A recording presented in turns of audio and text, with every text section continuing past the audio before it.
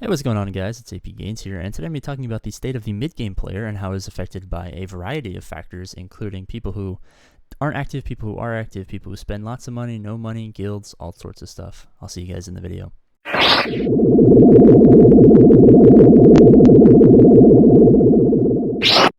Alright, the first topic we're going to talk about is Squad Arena and the early game snowball effect you can have if you're a new player.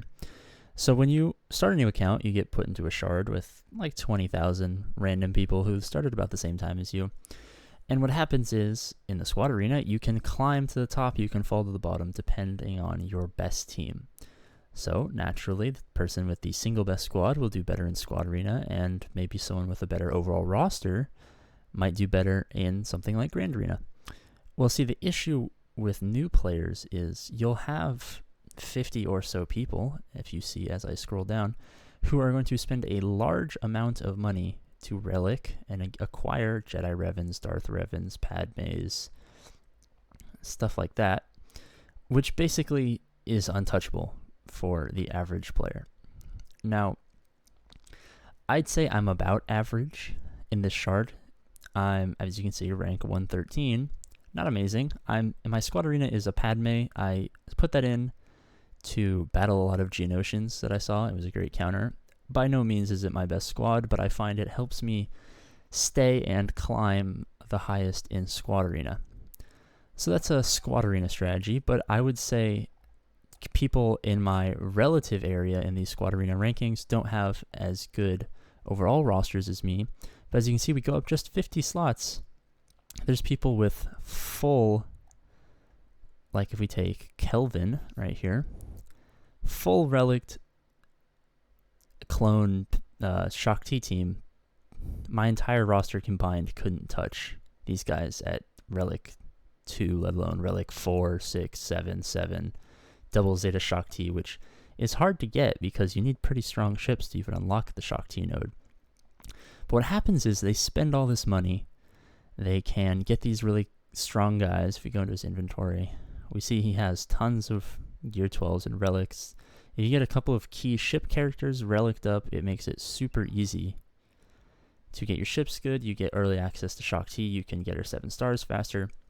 You spend money on stuff like gear and relics, and then you're set at number 1. You're getting 500 crystals every day. You don't even have to spend money on the game anymore.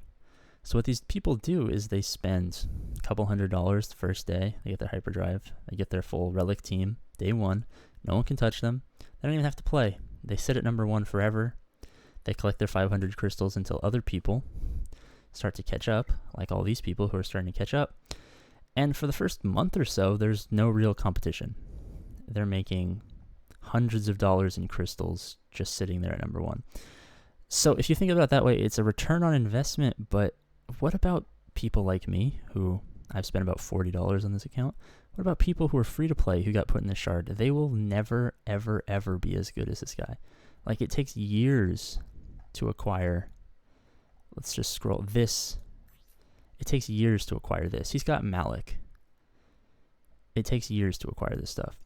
So these people will be sitting at the top for probably the rest of the lifetime of this game before anyone who joined at the same time can catch up. And that's just not fair. Now, obviously, everyone said, oh, we got to put them in different shards, stuff like that. But a free-to-play player can spend money the second they get to level 85. Like, there's no real way to relegate how people get matched up. It's just, do you spend money? Do you not spend money? Now, they could have a free-to-play versus spending bracket. Like, you get put into a brand new shard, depending on how much money you've spent in the game. That would be interesting, but that's way too hard to enforce. So what we get is average players like me, or above average players like myself, average people below me, and then your casual players who are never going to get this far. And some people say, well, if you're a casual player, why do you care about getting to the top? Well, it makes the experience more fun. There's more competition, stuff like that. The rewards are way better. So that's the main issue. Next, we're going to talk about Grand Arena and how teams like this can really destroy the fun of Grand Arena at the mid-game. Alright guys, now we're going to talk about Grand Arena. The first thing someone who is an experienced player with at least one Grand Arena championship will learn, or rather notice instantly, is this right here. Now, why are you making YouTube videos? You didn't hit Kyber. You aren't a great player. What happens at the mid-game to miss out on Kyber by 5 points? What happens at the mid-game is those squad arena teams, sometimes they'll have one squad arena team, and their GP will be 1.4, 1.5 million, right? Which is about my GP, 1.5 something million. I have about, I'd say 8 teams that should be competitive at my level. But what will happen is they'll have their one team that I can't beat. And this will happen every single round. It happened more when I was closer to 1 to 1.3 million GP. So before I was making YouTube videos. But they'll place it on defense in the front wall. You won't be able to get through ships. You won't be able to get that. You're ending up getting 700 to 900 banners instead of your normal 12 to 1300 banners at the mid game. So what's happening is I'm not getting rewards for Kyber. No one who's going against my opponents is getting rewards for Kyber, which goes to the point I made earlier about the snowball effect. They're winning every single Grand Arena Championship, and we can't place top 4 if we get unlucky enough to face them in the bracket or something like that. And it kind of ruins, I hate to say ruins, but it's definitely a negative factor on the fun experience that your average player will go against. So what happens in the Grand Arena matchmaking system, if you will, is you're pitted against players with similar GP. Now, I know if you get up to Division 1, you see some of the bigger YouTubers, sometimes the matchmaking is terrible. And the matchmaking is terrible for the mid-game players too. I know we all love to watch these videos of people with amazingly high accounts and dream of one day being there, but for a lot of us, we're just average players. We don't spend hundreds, if not thousands of dollars on the game. And we're enjoying more of a low spending to free-to-play experience. Therefore, we're in this to have fun, right? And our fun can be affected by poor matchmaking. So the way the matchmaking systems works is, like I said, you go against players of similar GP. So let's say let's just say Hyperdrive Bundle player, because it's pretty common. It's not a bad idea. I personally think the Hyperdrive Bundle is a great value if you love Star Wars and enjoy the game as much as I do. So let's say you have like 1.2 to 1.3 million GP. You're going to be placed into a bracket with people of similar GP. Now, often you'll play people with similar Hyperdrive Bundle rosters. The Hyperdrive Bundle gives you like 800,000 starting GP. So you'll have a couple of good teams. You only need 6 because there's one on the top, one on the bottom, one in the back, and then you have ships. So you only need 6 good teams. They'll probably be 30 to 60k total GP per squad. All well and good, right? You can strategize, go against similar players, and the person who plans the best is inevitably going to win. But what happens is there'll be people who have one good squad with Gear 12, Gear 13, or relics, and they'll have 1.3 million GP. They'll have one good squad. Everything else will be untouched. So theoretically, you should win, right? Because you have a more well-rounded roster, and you can out-strategize them. But what they do is they'll place their best team on defense and throw their whole roster against yours. Now, your best squad might be, let's say, 70k. They can throw a bunch of 40, 50k squads at that and eventually beat it. But you can throw all 1.3 million GP at their 120k relict Padme team and never stand a chance. You will never get through that. So that's kind of what I'm saying is I think the matchmaking system needs to not just take GP into consideration, but maybe your history and average GP level of squads you tend to use and pit you against players who tend to do the similar things, so that you're really playing against people with similar rosters, because someone might have a bloated roster if you get to the higher levels, and you're never going to face their Tusken Raiders, but their Tusken Raiders are acting against them. So it should really calculate your habits. Let's say you tend to place a bunch of 80 to 90k teams. You're going to play a bunch of people who place 80 to 90k teams, not people who place like 130k General Anakin Skywalker teams on defense with their Supreme Leader Kylo Ren and their Galactic Legends Rey, because that wouldn't be fair. Like, they might have a more refined roster and yours might be more bloated, but you're going to go against them because it's going to take the top 80 characters, it's going to put their GP together, and you're going to be screwed. So that's just my opinion on how Grand Arena should be kind of changed to be more effective, and obviously it's a fair criticism of me. Oh, you got stuck behind a team that someone spent more money to you. I tip my wallet to you if you're a mobile gamer, and you're kind of just salty, and I'm a little bit frustrated. Normally I like fair competition, which is why I love sports and video games and board games, anything like that, because I love to think that it's just you, your body, and your mind against your opponent.